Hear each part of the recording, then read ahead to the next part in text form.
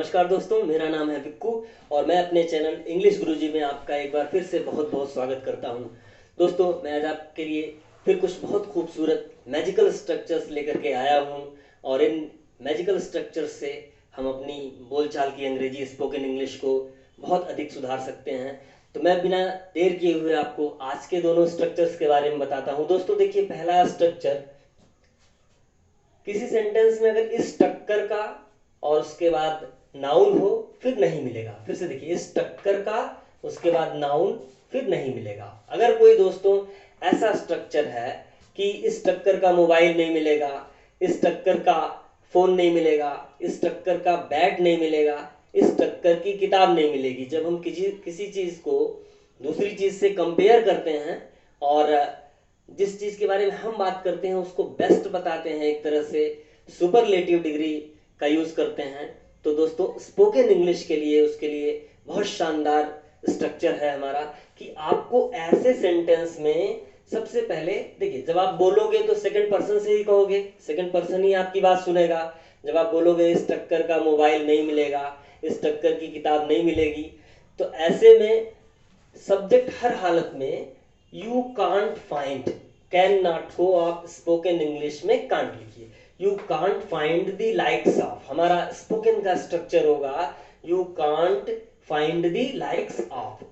फिर दोस्तों उसके बाद फिर ओ डब्ल्यू, अदर वर्ड, और उसके बाद नाउन।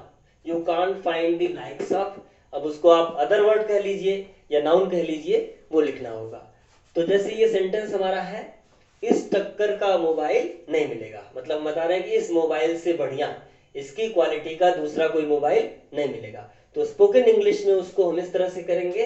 सबसे पहले हमको लिखना है, अब देखिए किस चीज को, वो नाउन जो है मोबाइल है जिसका हम कंपेयर कर रहे हैं। तो कुछ नहीं, you can't find the likes of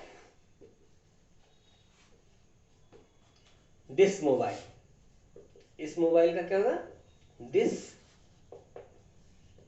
फिर देखिए, अगर कोई सेंटेंस आपको ऐसा मिल रहा है कि इस टक्कर का मोबाइल नहीं मिलेगा, तो हमको स्पोकन में you can't find the likes of लिखना है पहले, या बोलना है, और उसके बाद वो जो हमारा नाउन है या अदर वर्ड है, जैसे यहां पे था मोबाइल, तो लिख देंगे दिस मोबाइल।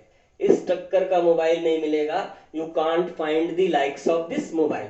और अगर मान लीजिए अब हम किसी चीज की तारीफ करते हैं, इस टक्कर का बल्लेबाज नहीं मिलेगा, you can't find the likes of this batsman.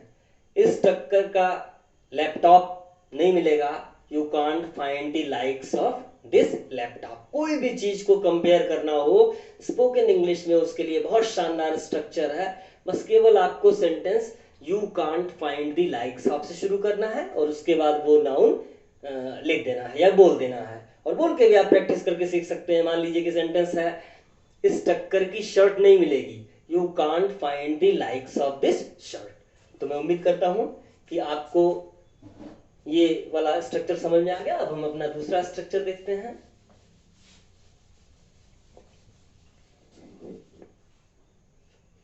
Structure second, ना जाने फिर सब्जेक्ट। देखिए आप सेंटेंस में सबसे पहले ना जाने आएगा, उसके बाद सब्जेक्ट क्यों। कभी कभी हम कहते हैं आश्चर्य में भर के कि वह ना जाने क्यों रो रहा है, वह ना जाने क्यों मुस्कुरा रहा है, वह ना जाने क्यों चिल्ला रही है।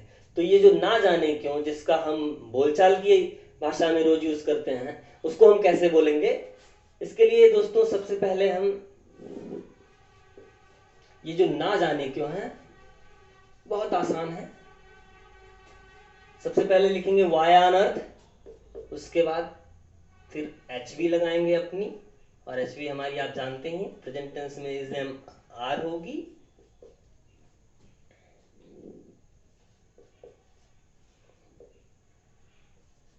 देखिए दोस्तों, सबसे पहले ये जो ना जाने क्यों वाले सेंटेंस रहेंगे, वाई ऑन अर्थ लगाएंगे हम पहले, वाई ऑन अर्थ। देखिए फिर H V, is am are में से कोई, उसके बाद सब्जेक्ट वीजी मतलब वर्ब की आईएनजी फॉर्म, वर्ब की आईएनजी फॉर्म लिखेंगे। उसके बाद डॉट डॉट मैंने लगा दिया, अदर वर्ड या जो कुछ भी वहां आप लिखेंगे। तो ऐसे स्ट्रक्चर, वह ना जाने क्यों रो रहा है, वह ना जाने क्यों चिल्ला रहा है। अब देखिए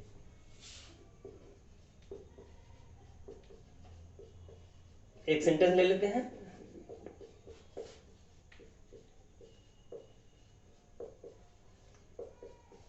वह ना जाने क्यों रो रहा है।